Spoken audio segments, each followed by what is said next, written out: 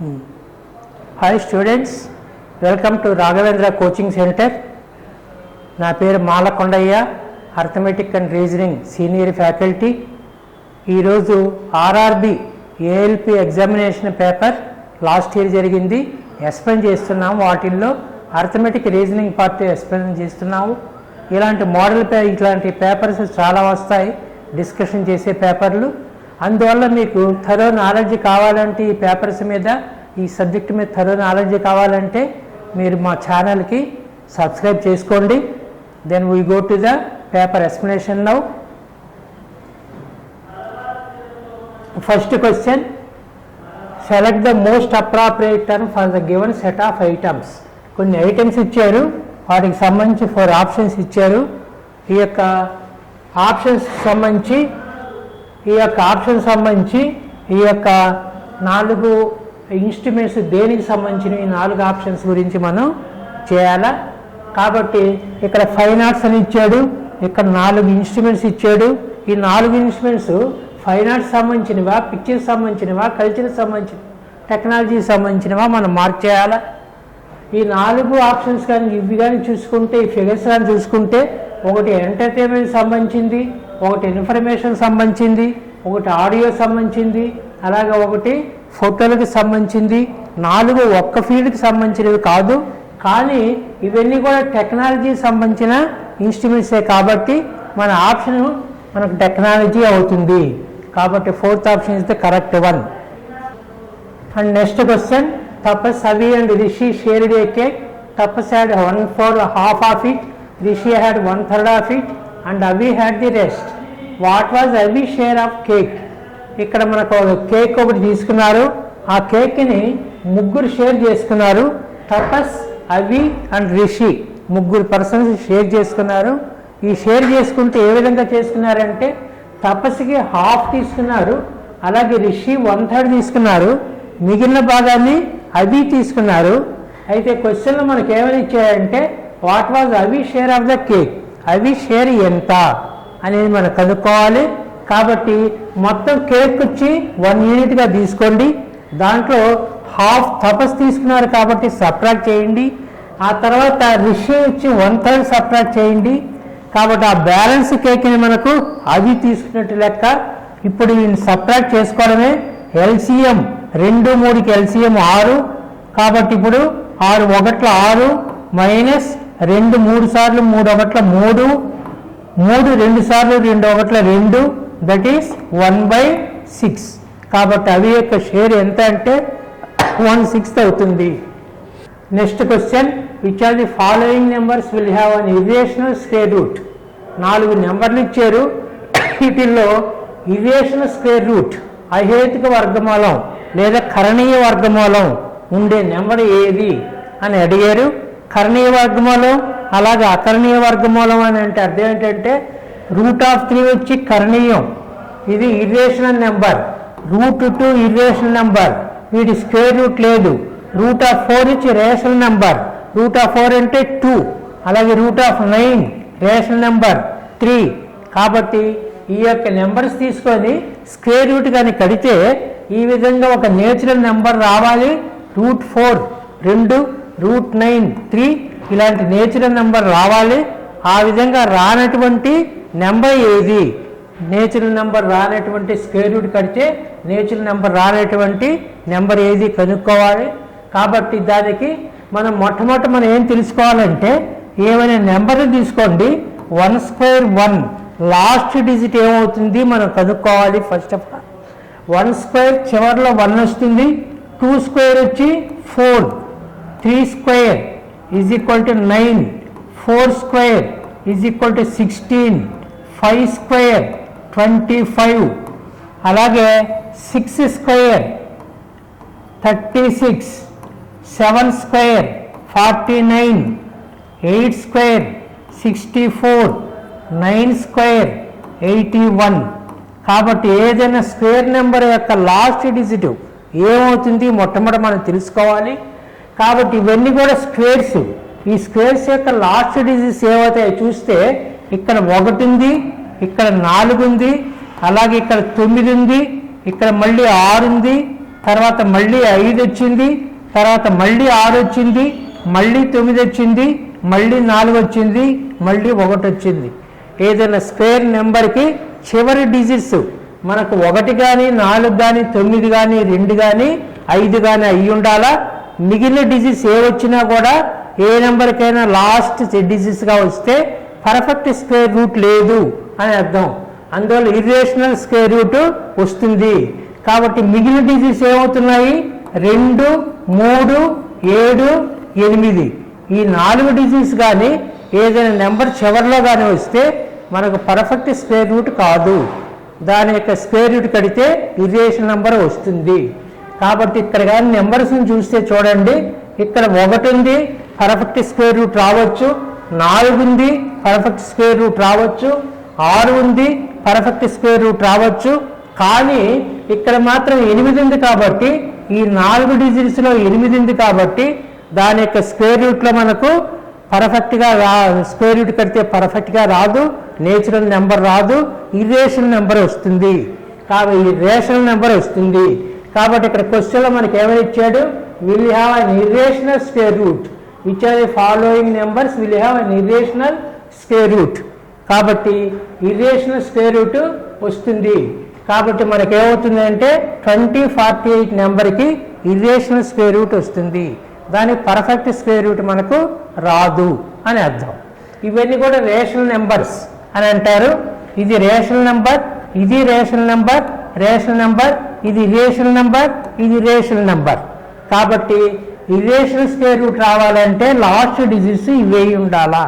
2, 3, 7, 8 ఈ చివరిలో ఈ డిజిట్స్ కానీ వస్తే ఇర్రేషనల్ స్క్వేర్ రూట్స్ వస్తాయి. కాబట్టి మన ఆన్సర్ ఏమవుతుంది అంటే A is the correct answer. Next question, in the circle below chord AB is extended to meet the tangent DE at D. If AB is equal to 12 cm and DE is 8 cm, find the length of BD. ఇక్కడ మన క్వశ్చన్లో మనకి ఏమని ఇచ్చాడంటే ఒక circle ఒకటి ఇచ్చాడు. ఈ సర్కిల్కి ట్యాంజెంట్ ఒకటి ఇలా డ్రా చేశారు, డిఈ ట్యాంజెంట్ ఒకటి. ఇక్కడ కార్డు ఒకటి డ్రా చేస్తే ఆ కార్డు ఏబి అనే కార్డు దాన్ని ఎక్స్టెండ్ చేస్తే ఈ యొక్క ట్యాంజెంట్ని మనకు ఏమవుతుంది అని అంటే డి బిందువు దగ్గర ఇన్సర్ట్ చేస్తున్నది. ఇప్పుడు క్వశ్చన్లో మనకి ఏమని ఇచ్చాడంటే ఏబి యొక్క లెంగ్త్ 12 అని ఇచ్చారు, అలాగే డిఈ యొక్క లెంగ్త్ వచ్చి 8 సెంటీమీటర్స్ అని ఇచ్చాడు. అయితే బీడి భాగం దాని యొక్క లెంగ్త్ ఎంత అని క్వశ్చన్ అడిగారు. కాబట్టి దీనికి సంబంధించిన థియరీ ఏమిటి అంటే ఏదైనా కార్డు కానీ ఒక ట్యాంజెంట్ని కానీ మీట్ అయితే ఎప్పుడు కూడా కార్డు అనేది ఒక ట్యాంజెంట్ని మీట్ అవుతుంది, బయట మాత్రమే మీట్ అవుతుంది. ఆ విధంగా మీట్ అయితే అప్పుడు మనకు ఫార్ములా ఏం చెప్తుంది అని అంటే AD into BD is equal to D నుంచి ఏ దూరం ఇంటూ డి నుంచి బి దూరం is equal to DE square. కాబట్టి ఆ ట్యాంజెంట్ యొక్క స్క్వేర్కి సమానం అని మనకు థియరం చెబుతుంది. ఆ థియరం ప్రకారం వాల్యూస్ ప్రకారం బీడి వాల్యూ మనం కనుక్కోవాలి. బీడి వాల్యూని ఎక్స్ అనుకోండి, కాబట్టి ఇది ఎక్స్ ఇంటూ ఏడి ఎంత అవుతుంది? AB equal 12, BD equal to X గానే అయితే ఏడి యొక్క వాల్యూ మనకి ఎంత అవుతుంది అంటే 12 ప్లస్ ఎక్స్. ఇది 12 ప్లస్ ఎక్స్. కాబట్టి 12 plus x into x is equal to DE square. DE square వచ్చి 8 స్క్వేర్, దట్ ఈజ్ 64. కాబట్టి మనకు x into 12 plus x is equal to 64గా వచ్చింది. ఇప్పుడు దీని ప్రకారం ఎక్స్ వాల్యూ కట్టాలా. ఇప్పుడు మనకు దీన్ని ఎక్స్పాండ్ చేసుకుంటే ఒక క్వాడ్రాటిక్ ఈక్వేషన్ వస్తుంది, దాన్ని సాల్వ్ చేసుకోవాలి. ఆ విధంగా సాల్వ్ చేసుకుంటే మనకు టైం చాలా ఎక్కువ పడుతుంది. అందువల్ల సింపుల్ మెథడ్ ఏమిటి అని అంటే 64 యొక్క ఫ్యాక్టర్స్ కనుక్కుంటాము. ఆ 64 యొక్క ఫ్యాక్టర్స్ డిఫరెన్స్ ఎంత ఉండాలంటే 12 ఉండాలి. కాబట్టి ఎక్స్ ఇంటూ ఎక్స్ ప్లస్ 12 కాబట్టి ఎక్స్ అనేది ఒక ఫ్యాక్టర్, ఎక్స్ ప్లస్ 12 అనేది ఇంకో ఫ్యాక్టర్. వాటి యొక్క డిఫరెన్స్ ఎంత అవుతుంది? 12 అవుతుంది. ఇక్కడ 64 యొక్క ఫ్యాక్టర్స్ని కూడా మనం కనుక్కుంటే డిఫరెన్స్ 12 వచ్చేటట్టుగా మనం సెట్ చేసుకోవాలి. కాబట్టి ఆ వాల్యూస్ ఏమవుతాయంటే 16 ఇంటూ 4. కాబట్టి 16 4లు 64, 16కి 4కి డిఫరెన్స్ 12గా ఉంటుంది. ఇప్పుడు ఈ రెండిట్లో చిన్న వాల్యూ మనకు ఎక్స్ అవుతుంది. ఎక్స్ వాల్యూ ఎంతనంటే 4, కాబట్టి ఈ వాల్యూ వచ్చి 4. ఎక్స్ అని అంటే బీడీ, ఆ వాల్యూ మనకు కనుక్కోమన్నారు, కాబట్టి BD value 4 centimeter. C option is the correct one. Next question, A ladder 13 meter long, it is 13 meter long, not centimeters, reaches a window which is 12 meter above the ground on side of a street, keeping its foot at the same point. The ladder is stand to the other side of the street to reach a window 5 meter high. Then the width of the street is how much? ఒక నిచ్చెన ఒక రహదారిలో ఒక స్ట్రీట్లో ఒకవైపున వేశారు. నిచ్చెన యొక్క పొడవు 13 మీటర్స్. ఈ యొక్క 13 మీటర్స్ ఉండే నిచ్చెన్ని ఒకవైపున ఒక పాయింట్ దగ్గర స్టాండ్ చేసి గోడకు ఈ విధంగా ఆనిచ్చారు. ఆ విధంగా ఆనిస్తే అది ఏం చేస్తుంది అంటే ఇట్ టచెస్ 12 మీటర్ హై. ఆ యొక్క వాల్ని, ఆ యొక్క గోడని 12 మీటర్ హైట్లో ఈ యొక్క నిచ్చెన టచ్ చేస్తున్నది. తర్వాత మళ్ళీ ఏం చేశారని అంటే అదే నిచ్చెన్ని అలాగే ఉంచి యువతల వైపున గోడని మళ్ళీ టచ్ చేశారు. ఈ విధంగా ఈ నిచ్చెన పొడవు మాత్రం సేమ్గా ఎంత ఉంటుంది, 13 మీటర్స్ ఉంటుంది. కానీ ఈసారి మాత్రం ఈ యొక్క గోడని, ఈ యొక్క వాల్ని 5 మీటర్ల హైట్లో టచ్ అవుతున్నది. ఇక్కడ 12 మీటర్ హైట్లో టచ్ అవుతున్నది, ఇక్కడ 5 మీటర్ల హైట్లో టచ్ అవుతున్నది. ఆ విధంగా టచ్ అవుతూ ఉంటే ఈ యొక్క రహదారి యొక్క, ఈ యొక్క స్ట్రీట్ యొక్క లెంగ్త్ ఎంత, అది మనం కనుక్కోవాలి. కాబట్టి ఇక్కడ మనకు 2 రైట్ యాంగిల్ ట్రయాంగిల్స్ ఏర్పడుతున్నాయి. కాబట్టి వాల్స్ ఎప్పుడు కూడా పర్పెండిక్యులర్గా ఉంటాయి ఈ యొక్క హారిజన్తో. అందువల్ల ఇదొక రైట్ యాంగిల్ ట్రయాంగిల్, ఇదొక రైట్ యాంగిల్ ట్రయాంగిల్. ఈ 2 రైట్ యాంగిల్ ట్రయాంగిల్స్ నుంచి మనకు మిస్ అయిన యొక్క డిస్టెన్సెస్, ఈ డిస్టెన్స్ కనుక్కోవాలి. కాబట్టి ఇప్పుడు ఈ ట్రయాంగిల్ కానీ తీసుకుంటే ఈ విధంగా అనుకుంటే మనకు ఇది 13, ఇది 12, ఇది 90 degrees. కాబట్టి ఈ వాల్యూ ఎంత అవుతుందని అంటే 5, 13 square minus 12 square. కాబట్టి ఆ వాల్యూ మనకు 13 square minus 12 square, that is 25, that is 5 square. కాబట్టి ఈ యొక్క లెంగ్త్ 5 square 5గా వస్తుంది. అంటే ఇవి పైథాగరన్ ట్రిప్లెట్స్, 5, 12, 13 పైథాగరన్ ట్రిప్లెట్స్. దాన్ని బట్టి మనం ఈజీగా మనం తెలుసుకోవచ్చు ఇది 5 మీటర్స్ లెంగ్త్ ఉంటుంది. అదే మాదిరి ఈ ట్రయాంగిల్ కానీ తీసుకుంటే ఇక్కడ 5 ఉంది, 13 ఉంది, ఆటోమేటిక్గా ఈ యొక్క వాల్యూ ఎంత అవుతుంది అంటే 12 మీటర్స్ అవుతుంది.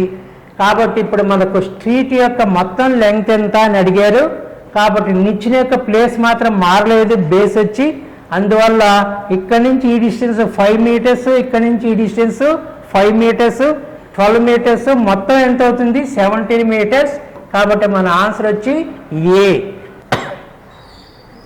Next question, from the options given select the rotated version of the following image. ఈ యొక్క ఇమేజ్ యొక్క రొటేటెడ్ వర్షన్ ఈ యొక్క 4గిట్లో ఏది కరెక్ట్ అవుతుంది కనుక్కోవాలా. కాబట్టి ఇక్కడ దీన్ని ఇలా రొటేట్ చేసినా ఈ 4గిట్లో ఏ వాల్యూ వస్తుంది మనం కనుక్కోవాలి. ఒక్కొక్కటి ఎలిమినేషన్ పద్ధతి ప్రకారం కూడా మనం సాల్వ్ చేసుకుంటూ రావచ్చు. దీంట్లో చూడండి, ఒకటే డయాగనల్ ఉన్నది. ఈ యొక్క ఫిగర్లో ఇది ఒక డయాగనల్ ఉంది, కానీ ఇక్కడ స్క్వేర్ ఒకటి ఎక్స్ట్రా ఉంది. ఈ యొక్క మధ్యలో మనకు స్క్వేర్ ఉంది, కానీ ఇక్కడ మాత్రం స్క్వేర్ ఎక్కడ కనిపించడం లేదు. అందువల్ల సి ఆప్షన్ రాంగ్. అలాగే దీన్ని కానీ చూసుకుంటే ఇది ఒక డయాగనల్ ఉంది, ఇది ఒక డయాగనల్ జాయిన్ చేస్తున్నారు. ఇక్కడ ఒకే డయాగనల్ ఉన్నది, అందువల్ల ఇది కూడా రాంగ్ అవుతుంది. తర్వాత ఈ యొక్క ఫిగర్ కానీ తీసుకుంటే ఇక్కడ ఎక్స్ ఉంది, ఇక్కడ ఎక్స్ ఉంది, అలాగే డయాగనల్ కూడా ఒకటే ఉంది. కానీ ఇక్కడ ఉండే ఈ లైన్ నుంచి ఎక్స్ యొక్క సెంటర్ దాకా, ఆ క్రాస్ పాయింట్ దాకా ఎక్స్టెండ్ అయ్యినది. కానీ ఈ ఫిగర్లో మాత్రం ఈ లైన్ ఇక్కడ దాకా మాత్రమే ఉన్నది, అందువల్ల ఇక్కడ దాకా ఎక్స్టెండ్ కాలేదు. అందువల్ల ఇది కూడా రాంగ్ అవుతుంది. అందువల్ల ఆటోమేటిక్గా 4th option is the correct one. అప్పుడు కూడా చెక్ చేసి చూస్తాము, ఈ డయాగనల్ ఇలా ఉన్నది, ఈ యొక్క ఎక్స్ ఇక్కడ ఎక్స్గా ఉన్నది, ఈ లైన్ దీని యొక్క సెంటర్ దాకా వచ్చింది, అలాగే ఈ లైన్ ఈ సెంటర్ దాకా వచ్చింది. అందువల్ల మనకు కావాల్సిన ఆప్షన్ ఏమవుతుంది అంటే D figure is the correct answer.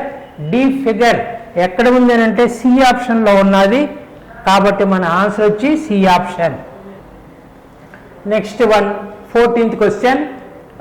Consider the given statement A true and decide which are the following conclusions logically follow from the information given in the statement.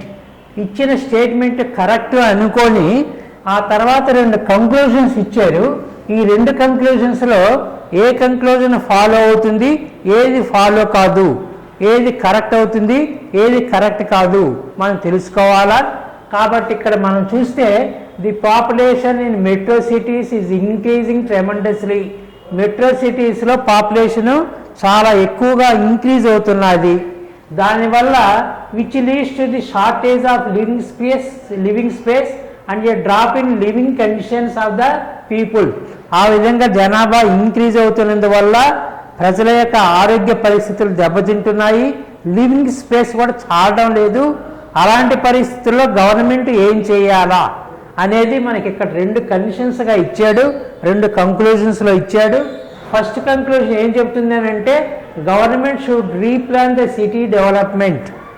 కాబట్టి ఈ విధమైన ప్రాబ్లం వస్తున్నది కాబట్టి గవర్నమెంట్ ఆ యొక్క city development కోసం replan చేయాలా, మళ్ళీ ఏదో విధంగా ప్లాన్ చేసి ఈ సమస్యలు రానికుండా చూడాలా అని ఫస్ట్ కంక్లూజన్ చెబుతుంది. అది కరెక్టే అని మనం విశ్వసించవచ్చు.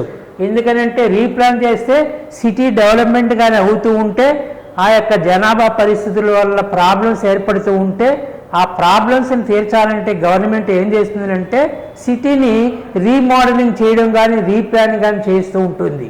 అంటే కొత్తగా కట్టే ఇళ్ళని సిటీకి దూరంగా అవుట్స్కట్స్లో నిర్మించడం కానీ రోడ్స్ని ఎక్స్టెండ్ చేయడం కానీ ఇలాంటివి చేస్తూ ఉంటుంది. అందువల్ల first conclusion correct conclusion, it follows. Second conclusion ఏమని ఇచ్చారంటే government should demolish illegal buildings and build cottages for people. Government ఇల్లీగల్గా కట్టినటువంటి బిల్డింగ్ అన్నింటినీ కూలగొట్టి ఆ విధంగా కొత్త కాటేజీ నిర్మించి ప్రజలకు ఇవ్వాలని ఇచ్చాడు. అది ఎవరు యాక్సెప్ట్ చేసేటువంటి కండిషన్ కాదు. అందువల్ల సెకండ్ వన్ ఈజ్ రాంగ్. కాబట్టి ఈ ఫస్ట్ కంక్లూజన్ కరెక్ట్ అవుతుంది, సెకండ్ కంక్లూజన్ రాంగ్ అవుతుంది. అందువల్ల మనకు ఆప్షన్స్లో చూడండి, నేదర్ కంక్లూజన్ 1 ఆర్ ఫాలోస్ అన్నాడు, 2 పనికిరాని కండిషన్స్ అని ఇచ్చాడు, 2 యాక్సెప్టెడ్ కాదన్నాడు, అది రాంగ్ అవుతుంది. ఓన్లీ కంక్లూజన్ 2 ఫాలోస్, ఇది మాత్రమే కరెక్ట్, ఇది మాత్రం రాంగ్ అని ఇచ్చాడు, అది కూడా మనకు రాంగే. బోత్ కంక్లూజన్స్ 1 and 2 ఫాలో, రెండింటిని కూడా యాక్సెప్ట్ చేయాలని కూడా ఇచ్చాడు. 2 మనకు అవసరం లేదని తెలుస్తుంది. లాస్ట్లో only conclusion 1 follows, first conclusion మాత్రమే కరెక్ట్ కంక్లూజన్, రెండోది కాదు అని ఇచ్చాడు. కాబట్టి మన ఆప్షన్ ఏమవుతుంది అని అంటే D option is the correct one. Next question, if the difference between the mode and median is 2, then the difference between the median and mean ఎంత? మోడ్కి మీడియన్కి డిఫరెన్స్ వచ్చి mode minus median is equal to 2, అయితే median minus AM is equal to how much? అది క్వశ్చన్. దీనికి సంబంధించిన data ఏమిటి అని అంటే మోడ్, మీడియన్, అలాగే ఏఎం యావరేజ్ సగటు, ఈ మూటికి ఉండే రిలేషన్ ఏమిటంటే మోడ్కి మీడియన్కి 2 భాగాల డిఫరెన్స్ కానీ ఉంటే మీడియన్కి ఏఎంకి 1 భాగం డిఫరెన్స్ ఉంటుంది. అది బేసిక్ థియరీ అన్నమాట. కాబట్టి మోడ్కి మీడియన్కి ఇక్కడ మనకు ఎంత ఇచ్చాడు? 2 ఇచ్చాడు. అయితే క్వశ్చన్లో మనకు బిట్వీన్ మీడియన్ అండ్ మీన్ ఎంత? మీన్ అంటే ఏఎం, అర్థమెటిక్ యావరేజ్ అని అర్థం. కాబట్టి మోడ్కి మీడియన్కి 2 యూనిట్ల డిఫరెన్స్, మీడియన్కి ఏఎంకి 1 యూనిట్ డిఫరెన్స్. ఇక్కడ కూడా మనకు 2 యూనిట్లు ఇచ్చాడు. కాబట్టి ఈ డిఫరెన్స్ ఎంత అవుతుంది? 1 యూనిట్. కాబట్టి మన ఆప్షన్ వచ్చి B option is the correct one. In the morning, X and Y are walking towards each other in a park. When they meet each other, Y shadow falls straight in front of X. In which direction was X facing? In the morning, X and Y are walking towards each other in a park. Park lo morning time lo X Y లు ఎదురెదురుగా walk చేస్తూ ఉన్నారు. కాబట్టి ఇక్కడ మనకు eastern డైరెక్షన్లో మనకు ఏమవుతుంది అంటే ఈ యొక్క సన్ ఉంటాడు, ఇది ఈస్టర్న్ డైరెక్షను. కాబట్టి షాడోలన్నీ మనకు ఏమవుతాయంటే వెస్ట్రన్ డైరెక్షన్లో పడుతూ ఉంటాయి. ఇప్పుడు మనకు ఎక్స్ అండ్ వైలు వాకింగ్ టువర్డ్స్ ఈచ్ అదర్. ఈ ఎక్స్ వైలు ఇద్దరు ఏ విధంగా చేస్తున్నారంటే వాకింగ్ చేస్తున్నారు. When they meet each other, ఇద్దరు కానీ ఎదురెదురుగా వచ్చినప్పుడు, కాబట్టి ఈ విధంగా ఎదురెదురుగా వచ్చినప్పుడు వీళ్ళిద్దరూ ఎదురెదురుగా వచ్చి నిలబడ్డప్పుడు y shadow falls straight in front of x. ఈ యొక్క వై ఎవరి షాడో ఏ వైపు పడుతుంది మొట్టమొదటి తెలుసుకోవాలి. ఇక్కడ ఈస్ట్ ఉంది కాబట్టి షాడో వెస్ట్ వైపున పడుతుంది. అందువల్ల ఈ వ్యక్తి యొక్క షాడో ఈ వైపున వెస్ట్ వైపున పడుతుంది. అందువల్ల మన క్వశ్చన్లో ఎవరిని ఎక్స్ అనుకుంటాము, ఎవరిని వై అనుకుంటాము చూసుకోవాలా. Y shadow falls straight in front of X అన్నారు కాబట్టి వై యొక్క షాడో అన్నారు కాబట్టి ఇతను వై అవుతాడు. కాబట్టి ఆటోమేటిక్గా రెండో వాడు ఎక్స్ అవుతాడు. వై యొక్క షాడో ఎక్స్కి ముందు భాగంలో పడుతుంది అని ఇచ్చాడు. కాబట్టి వై షాడో యువతల వైపున ఎక్స్కి ముందుగా పడుతున్నది. ఆ విధంగా ఏర్పడ్డప్పుడు క్వశ్చన్లో మనకి ఏమని ఇచ్చాడంటే in which direction x was facing, x ఏ డైరెక్షన్లో ఫేస్ చేస్తున్నాడు. వై వీళ్ళిద్దరూ ఎదురెదురుగా ఉన్నారు కాబట్టి వై యొక్క ఫేస్ ఏమవుతుంది వచ్చి వైపు ఉంటుంది, అలాగే ఎక్స్ యొక్క ఫేస్ ఏమవుతుంది ఈస్ట్ వైపున ఉంటుంది. కాబట్టి వై యొక్క ఫేస్ వచ్చి వై ఫేస్ వచ్చి వెస్ట్ వైపున ఉంటుంది, వెస్ట్. అలాగే X face that is east. వీళ్ళిద్దరు ఎదురుగా ఉన్నారు కాబట్టి ఇతను ఇలా చూస్తుంటాడు, ఇతను ఇలా చూస్తుంటాడు. అందువల్ల ఇతని యొక్క షాడో ఇతని మీద పడుతుంది. కాబట్టి మన ఆన్సర్ వచ్చి ఎక్స్ ఫేసింగ్ ఏది ఈస్ట్. కాబట్టి ఈస్ట్ వచ్చి మనకు C option is the correct one. Next question, which are the following is not a triangular number. ఈ నెంబర్లలో ట్రయాంగులర్ నెంబర్ కానిటువంటి నెంబర్ ఏది అని క్వశ్చన్ అడిగాడు. ట్రయాంగులర్ నెంబర్స్ అని అంటే ఇవి n×n+1/2 ఈ ఫామ్లో ఉండే వాటిని ట్రయాంగులర్ నెంబర్స్ అని అంటారు. లేదు అని అంటే 1 వచ్చి triangular number, 1+2 3 that is triangular number, 1+2+3 6 triangular number, 1+2+3+4 it is a triangular number. ఈ విధంగా నేచురల్ నెంబర్స్ని ఇలా యాడ్ చేసుకుంటూ పోతూ ఉంటే మనకు వచ్చే టోటల్ వచ్చి మనకు ట్రయాంగులర్ నెంబర్ అవుతుంది. అదే మాదిరి 1+2+3+4+5 ఇది కూడా ట్రయాంగులర్ నెంబర్, 15 ట్రయాంగులర్ నెంబర్. ఇలాంటి ట్రయాంగులర్ నెంబర్స్ని ఈ విధంగా వేసి కట్టచ్చు, లేదంటే ఈ ఫార్ములా కూడా వేసి కూడా కనుక్కోరావచ్చు. ఆ విధంగా కనుక్కోగలిగితే వచ్చేవి ట్రయాంగులర్ నెంబర్స్ అని అంటారు. ఇక్కడ ఇచ్చిన ఆప్షన్స్లో చూడండి, 15 అని ఇచ్చాడు ట్రయాంగులర్ నెంబరే, అలాగే 3 అని ఇచ్చాడు ట్రయాంగులర్ నెంబరే, 10 కూడా ట్రయాంగులర్ నెంబరే. ట్రయాంగులర్ నెంబర్ కాంతి ఏమిటి అని అంటే 5. కాబట్టి 5 వచ్చి మనకి ఎక్కడ లేదు. అందువల్ల 5 వచ్చి క్వశ్చన్లో not a triangular number. Triangular number కానటువంటిది ఏది అని అడిగాడు. 5 is not the triangular number. Next question, consider the given statements true and decide which are the given conclusions can definitely be drawn from the given statements. క్వశ్చన్లో మనకు 2 statements ఇచ్చాడు. ఈ 2 statements నుంచి 2 conclusions ఇచ్చాడు. ఇంతకుముందు చెప్పినట్టుగానే ఈ 2 కంక్లూజన్స్లో ఏవి ఫాలో అవుతాయి, ఏది ఫాలో అవుతుంది, ఏది ఫాలో కాదు, 2 ఫాలో అవుతాయా 2 ఫాలో కావా అనేది 4 రకాల కండిషన్స్ వస్తాయి. అందువల్ల 4 రకాల్లో ఏది కరెక్ట్ అనేది మనం తెలుసుకోవాలి. వీటిని వెన్ డయాగ్రామ్ ప్రకారం సాల్వ్ చేసుకోవడం తేలిగ్గా ఉంటుంది. సమ్ ఫ్రూట్స్ ఆర్ వెజిటబుల్స్ కాబట్టి మనం ఏం చేస్తామనంటే సమ్ ఫ్రూట్స్ ఆర్ వెజిటబుల్స్ కాబట్టి ఫ్రూట్స్ ఇది vegetables. Some fruits are vegetables అని అంటే మనం ఏం చేస్తామనంటే 2 సర్కిల్స్ని ఒకదానికొకటి ఇంటర్సెక్షన్ వచ్చేటట్టుగా వేయండి. కాబట్టి ఇక్కడ మనకు సమ్ ఫ్రూట్స్ ఆర్ వెజిటబుల్స్, ఇక్కడ ఉండే ఈ భాగం వచ్చి అవి ఫ్రూట్స్ అవుతాయి, వెజిటబుల్స్ అవుతాయి. ఈ భాగం మాత్రం కేవలం ఫ్రూట్సే అవుతాయి, ఈ భాగం వచ్చి కేవలం వెజిటబుల్సే అవుతాయి. వాటిని మనం సమితులు లేదా సెట్స్ అండ్ లోయర్ క్లాస్లో నేర్చుకున్నాము. కాబట్టి ఫస్ట్ డయాగ్రామ్ ప్రకారం ఫస్ట్ స్టేట్మెంట్ ప్రకారం ఇది వస్తుంది. రెండో స్టేట్మెంట్ ప్రకారం some vegetables are not edibles అని ఇచ్చాడు. Some vegetables are not edibles కొన్ని వెజిటబుల్స్ వచ్చి ఎడిబుల్ కాదు, తినడానికి పనికిరావు అని ఇచ్చాడు. అందువల్ల మనం ఈ యొక్క తినడానికి పనికిరానటువంటి వెజిటబుల్స్ మనం ఏమిటి అని అంటే రకరకాల ఫిగర్స్ వేసుకోవచ్చు. ఇక్కడ ఈ వేసుకోవచ్చు, అంటే తర్వాత మళ్ళీ ఇక్కడ కూడా మనం ఈ వేసుకోవచ్చు. ఆ విధంగా మనకు 3 రకాలుగా వస్తుంటాయి. ఈ విధంగా వచ్చి ఇక్కడ కూడా మనకు ఇలా వేసుకోవచ్చు. ఈ యొక్క భాగం వచ్చి ఎడిబుల్స్ కాదు అని అర్థం.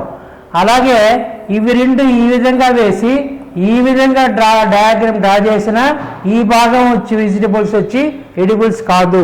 ఈ మాదిరి 3 రకాలుగా మనం ఫిగర్స్ని డ్రా చేసుకోవచ్చు. ఇప్పుడు క్వశ్చన్లో మన కంక్లూజన్స్ ఏమని ఇచ్చాడంటే some fruits are not edible అని ఇచ్చాడు. ఆ స్టేట్మెంట్ ఎంతవరకు కరెక్టో చూస్తాం. ఇక్కడ మనకు ఫ్రూట్స్ ఉంది, ఇక్కడ ఎడిబుల్స్ ఉన్నాయి. కాబట్టి ఈ స్టేట్మెంట్ ఈ యొక్క డయాగ్రామ్ ప్రకారం some fruits are not edible అనేది కరెక్ట్ అవుతుంది. ఇక్కడ ఫ్రూట్స్, ఇక్కడ ఎడిబుల్ దూరంగా ఉన్నాయి కాబట్టి ఇంటర్సెక్షన్ ఏం లేదు కాబట్టి కాదు అని చెప్పచ్చు. ఇది కరెక్టే. కానీ ఈ యొక్క ఫిగర్లో చూడండి, ఇక్కడ కూడా ఫ్రూట్స్ ఉంది, ఇక్కడ ఎడిబుల్స్ ఉన్నాయి, ఇక్కడ కూడా మనకు కొన్ని ఫ్రూట్స్ ఎడిబుల్ కాదు. ఎందుకంటే ఎడిబుల్ డయాగ్రామ్ ఇక్కడ వరకే ఉన్నది. అందువల్ల ఇది కూడా కరెక్ట్ కాదు. అందువల్ల మనకేమవుతుంది, ఇది కరెక్ట్ అవుతుంది. అందువల్ల కొన్ని ఫ్రూట్స్ ఇక్కడ కూడా ఎడిబుల్ కాదు, కొన్ని ఫ్రూట్స్ ఇక్కడ కూడా ఎడిబుల్ కాదు. కానీ ఈ ఫిగర్లో కానీ తీసుకుంటే ఇవి ఫ్రూట్స్, ఇవి వెజిటబుల్స్, ఇది ఎడిబుల్. కాబట్టి ఇక్కడ అన్ని ఫ్రూట్స్ కూడా మనకేమవుతున్నాయి, ఎడిబుల్. కాబట్టి ఫ్రూట్స్ లోపల ఉంది, అలాగే ఎడిబుల్ బయట ఉంది. ఇలా ఉంది కాబట్టి ఈ యొక్క ఫిగర్లో అన్ని ఫ్రూట్స్ కూడా మనకేమవుతున్నాయి, ఎడిబుల్ అవుతున్నాయి. కానీ స్టేట్మెంట్లో మాత్రం ఏమని కంక్లూజన్లో ఏమని ఇచ్చాడు, some fruits are not edible అని ఇచ్చాడు. ఖచ్చితంగా కావు అని ఇచ్చాడు. కానీ 2 డయాగ్రామ్లో కావు అనే వస్తున్నాయి. కానీ 3వ డయాగ్రామ్లో మాత్రం అన్ని ఫ్రూట్స్ ఎడిబుల్ కూడా కావచ్చు అని వస్తున్నది. అందువల్ల ఈ కంక్లూజన్ వచ్చి రాంగ్. కాబట్టి ఇది first conclusion is the wrong. మనకు వచ్చే కంక్లూజన్ ఎలా ఉండాలంటే వెన్ డయాగ్రామ్స్ ఎన్ని ఉంటాయో అన్ని రకాల వాటిల్లో సేమ్గా ఉండాలి, నాట్ ఎడిబుల్ అనేది రావాలా. ఈ డయాగ్రామ్లో ఎడిబుల్ కాదని వస్తున్నది, దీంట్లో కూడా వస్తుంది, కానీ దీంట్లో మాత్రం వస్తున్నాయి ఫ్రూట్స్ అన్నీ కూడా ఎడిబుల్ అని వస్తాయి. అందువల్ల ఇది రాంగ్. తర్వాత సమ్ వెజిటబుల్స్ ఆర్ ఫ్రూట్స్ అని ఇచ్చాడు. సమ్ వెజిటబుల్ ఆర్ ఫ్రూట్స్ అంటే చూడండి, ఇక్కడ ఫస్ట్ మనకేమి ఇచ్చాడు, సమ్ ఫ్రూట్స్ ఆర్ వెజిటబుల్స్. కాబట్టి ఇక్కడ మనకి రివర్స్లో ఇచ్చాడు, సమ్ వెజిటబుల్స్ ఆర్ ఫ్రూట్స్. కాబట్టి దీన్నే ఇలా రివర్స్లో ఇచ్చి రాశాడు statement. Some vegetables are fruits is the inverse of some vegetables, some fruits are vegetables. కాబట్టి మనకు ఈ విధంగా తీసుకుంటే కొన్ని ఫ్రూట్స్ వెజిటబుల్స్, కొన్ని వెజిటబుల్స్ ఫ్రూట్స్. ఆ స్టేట్మెంట్, ఆ కంక్లూజన్ కరెక్ట్ కంక్లూజన్. కంపెనీలో ఏమేమి గుడ్స్, ఏ వస్తువులు ప్రొడక్ట్ అవుతున్నాయి, ప్రొడ్యూస్ చేస్తున్నారు, వాటి యొక్క మొత్తం సేల్స్ ఎంత కనుక్కోవాలా. కాబట్టి ఇక్కడ ఫస్ట్ స్టేట్మెంట్ ఏమిచ్చాయంటే company ABC sold 75,000 units of sports at 70 rupees each అని ఇచ్చాడు. కాబట్టి మొత్తం సేల్స్ ఎంతో దీనికి మాత్రం మనం కనుక్కోవచ్చు. ఇంటూ 70 అని వేస్తే మనకు ఈ టోటల్ సేల్స్ ఎంతో వస్తాయి. కాబట్టి 525 3 సున్నాలు, కాబట్టి 5,25,000 అని చెప్పి మనకు తెలుస్తుంది. అయితే ఇది ఒక్కటే కాదు కదా, ఇంకేమన్నా ప్రొడక్షన్ కూడా అవుతుందా లేదా కూడా మనం తెలుసుకోవాలి. రెండో దాంట్లో ABC has no other products in the production line. ఆ కంపెనీలో ఇదొక్కటి మాత్రమే, సోప్స్ ఒకటి మాత్రమే ఇక్కడ మనకు ప్రొడ్యూస్ చేస్తున్నారు, ఇంకే విధమైన ప్రోడక్ట్స్ కూడా ప్రొడ్యూస్ చేయడం లేదు అని ఇచ్చాడు. దాన్ని బట్టి మనకి ఏమర్థమవుతుంది, కంపెనీ యొక్క మొత్తం సేల్స్ వచ్చి ఈ యొక్క సోప్స్ సేల్ చేసినందువల్ల వచ్చే సేల్స్కి మాత్రమే సమానం. ఆ విషయం మనకి ఎప్పుడు తెలుస్తుంది అంటే ఫస్ట్ స్టేట్మెంట్ తీసుకున్నాము, సోప్స్ యొక్క సేల్స్ ఎంతో తెలిసింది. అలాగే రెండో దాన్ని బట్టి కూడా ఇంకే విధమైనటువంటి ప్రొడక్షన్ కూడా లేదు అని ఇచ్చాడు. 2 స్టేట్మెంట్స్ తీసుకుంటే కానీ మనం ఈ యొక్క ఆ కంపెనీ యొక్క సేల్స్ని గురించి మనం తెలుసుకోలేము. కాబట్టి మన ఆన్సర్ ఏమవుతుంది అని అంటే alone, 1 statement alone, it is 1 alone is sufficient while 2 alone is not sufficient to answer the question. First statement మాత్రమే సరిపోతుంది, అలాగే రెండోది కూడా మాత్రమే సరిపోతుందని ఇచ్చాడు. అంటే ఫస్ట్ మాత్రం తీసుకున్న ఆన్సర్ చెప్పచ్చు, లేదా రెండో తీసుకున్నా కూడా ఆన్సర్ చెప్పచ్చు అని చెప్పారు. కానీ అది రాంగ్ అవుతుంది. ఎందుకని? రెండు స్టేట్మెంట్స్ తీసుకుంటేనే కానీ మనం ఖచ్చితమైన వాల్యూ చెప్పలేము. అందువల్ల ఈ స్టేట్మెంట్ మనకు రాంగ్.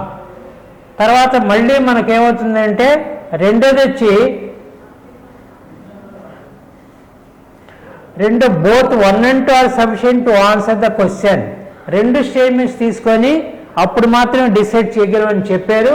కాబట్టి ఇక్కడ రెండు తీసుకోవాలి. కాబట్టి మన ఆప్షన్ వచ్చి B option.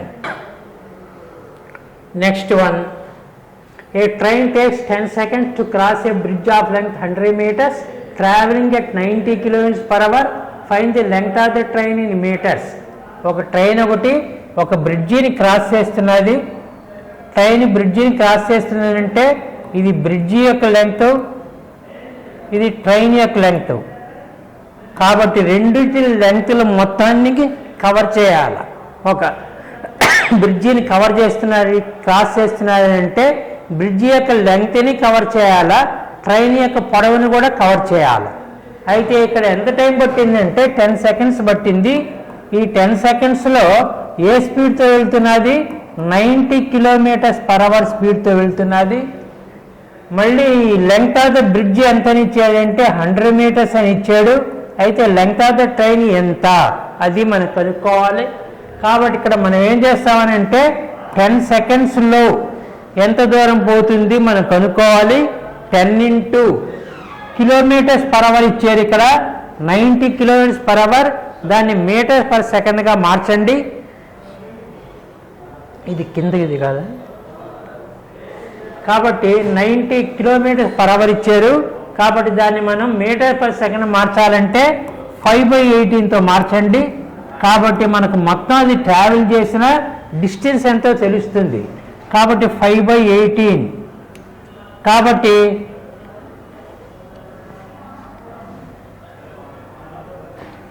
This is 5/18. 18 ones 5s, that is 250 meters. కాబట్టి ఆ ట్రైను ఈ యొక్క 10 secondsలో 90 km స్పీడ్తో ఎంత దూరం కవర్ చేసింది అని అంటే 250 meters కవర్ చేసింది. ఈ 250 metersలో బ్రిడ్జి యొక్క లెంగ్త్ 100 meters ఉంది. అలాగే ట్రైన్ యొక్క లెంగ్త్ ఎంత మనం కనుక్కోవాలి. కాబట్టి 100 meters కానీ తీసివేస్తే మిగిలిన డిస్టెన్స్ మనకేమవుతుంది? ఈ ట్రైన్ యొక్క లెంగ్త్ అవుతుంది. కాబట్టి ఇట్ ఈస్ 150 meters.